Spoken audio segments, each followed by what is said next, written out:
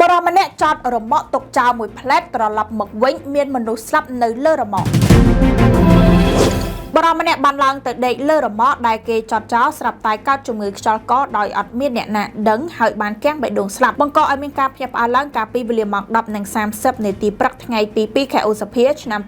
2025 នៅចំណុចបេនឡានផ្សារថ្មីសង្កាត់ផ្សារថ្មីទី 1 ខណ្ឌដូនពេញរាជធានីភ្នំពេញម្ចាស់ម៉ូតូសណ្ដោងរមាក់បានឲ្យដឹងថានៅមុនពេលមានការភ្ញាក់ផ្អើលពីករណីមនុស្សស្លាប់បែបនេះគាត់បានបើកម៉ូតូសណ្ដោងរមាក់របស់គាត់មកចតទុកនៅកន្លែងកើតហេតុដោយសពដងបន្ទាប់មកគាត់បានទៅដេកនៅក្នុងបន្ទប់ជួលរបស់គាត់លុះពេលដែលគាត់ត្រឡប់មករកកង់3នាព្រឹកថ្ងៃកើតហេតុក៏ឃើញមានបរិសម្នាក់កំពុងតែដេកលើកង់3របស់គាត់ទើបគាត់ដាស់អ្នកដេកនោះតែមិនកម្រោកអ្វីសោះឡើយប៉ុន្តែដោយសារតែមានការសង្ស័យទើបគាត់បានតាក់ទងទៅរថយន្តសង្គ្រោះបន្ទាន់នៃមន្ទីរពេទ្យកាឡាម៉ែតចុះទៅពិនិត្យទើបក្រុមគ្រូពេទ្យប្រាប់ថាបរិសម្នាក់នេះបានស្លាប់ទៅហើយតាក់ទងទៅសមត្ថកិច្ចមូលដ្ឋានមន្ត្រីនគរបាលខណ្ឌដូនពេញបានឲ្យដឹងថាបន្ទាប់ពីមានសេចក្តីរាយការណ៍បែបនេះសមត្ថកិច្ចពាក់ព័ន្ធបានចុះទៅកាន់កន្លែងកើតហេតុដើម្បីពិនិត្យនិងធ្វើកោសវិច័យជាលទ្ធផលនៃការពិនិត្យសមត្ថកិច្ចជំនាញបានសន្និដ្ឋានថាជនរងគ្រោះបានស្លាប់ដោយសារតែជំងឺខ្យល់កជនរងគ្រោះមិនទាន់ស្គាល់អត្តសញ្ញាណនៅឡើយក្រោយពេលកើតហេតុសមត្ថកិច្ចបានធ្វើកំណត់ហេតុប្រកល់សពរបស់ជនរងគ្រោះឲ្យទៅរថយន្តសមុយ